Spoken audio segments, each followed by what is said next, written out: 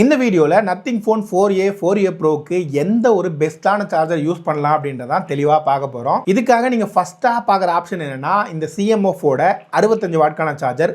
ஏன்னா நத்திங்கில் உங்களுக்கு யூஸ்வலாக 50 வாட்கான சார்ஜிங் சப்போர்ட் தான் கொடுத்துருப்பாங்க. அதனால் இந்த க்ளோஸ் டு இந்த பர்டிகுலர் சார்ஜரை டெஸ்ட் பண்ணி பார்க்கும்போது 1 மணி நேரம் 10 நிமிஷம் வரலியமான அவுட்புட் கிடைக்குது 0 to 100% சார்ஜ் பண்ணுறதுக்கு. ஆனால் மேக்ஸிமம் உங்களுக்கு 43 வாட்கான அவுட்புட்டில் தான் இது சார்ஜ் ஆகுறதை உங்களால் நோட்டீஸ் பண்ண முடியும். ஆனால் என்ன கேட்டிங்கன்னா உங்களுக்கு மல்டிபோர்ட் அடாப்டர் ஆப்ஷன் வேணும்னா மட்டும் இந்த CMOFோட 65 வாட்கான அடாப்டர் போங்க. இல்லை அப்படின்னா டைரெக்டாக CMOFோட இந்த 900 ரூபாய் மதிப்பு இருக்கிற இந்த 33 வாட்கான அடாப்டரை நீங்கள் சூஸ் பண்ணலாம்.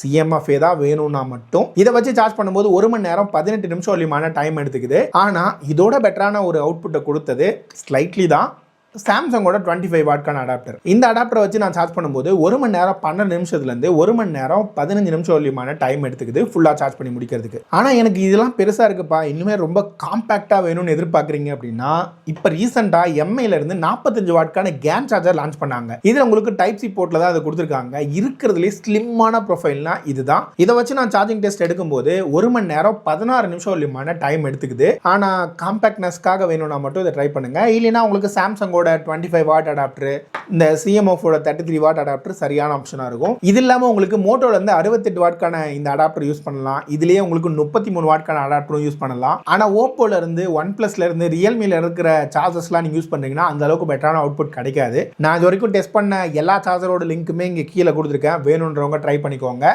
என்ன கேட்டால் 50 வாட்கான சார்ஜர் அப்படின்றது இவங்க மார்க்கெட்டிங்காக தான் யூஸ் பண்ணியிருக்காங்க. மோஸ்ட்லி 25லேருந்து 33 வாட்கான அடாப்டரே பெஸ்ட்டான ரிசல்ட்டை கொடுக்குது. அதனால அதை கொஞ்சம் பார்த்து வாங்கிக்கோங்க, தேவையில்லாமல் காசெல்லாம் வீண் பண்ணாதீங்க. இன்னொரு முக்கியமான கேள்வி வரலாம், இதனால் நத்திங் ஃபோனுக்கு ஏதாவது ப்ராப்ளம் வருமா இந்த சார்ஜிங் அடாப்டர்லாம் யூஸ் பண்ணும்போது அப்படின்னு கேட்குறவங்களுக்கு ஒரு தெளிவான பதில் என்னென்னா, நத்திங் ஃபோனில் உங்களுக்கு PD PPS சப்போர்ட் இருக்கிற எந்த சார்ஜரை வச்சு யூஸ் பண்ணாலும் நீங்கள் ஃபாஸ்ட்டாக சார்ஜ் பண்ண முடியும். ஸோ நான் இது வரைக்கும் டெஸ்ட் பண்ண எல்லா சார்ஜருமே இந்த PD PPS சப்போர்ட் இருக்கிற சார்ஜர்ஸ் தான். அதை தான் நான் இங்கே இன்க்ளூட் பண்ணியிருக்கேன். அண்ட் மறக்காமல் தேவைப்படுறவங்களுக்கும் ஷேர் பண்ணிக்கோங்க. அடுத்த வீடியோவில் பார்க்கலாம். மறக்காமல் சப்ஸ்கிரைப் பண்ணி வச்சுக்கோங்க.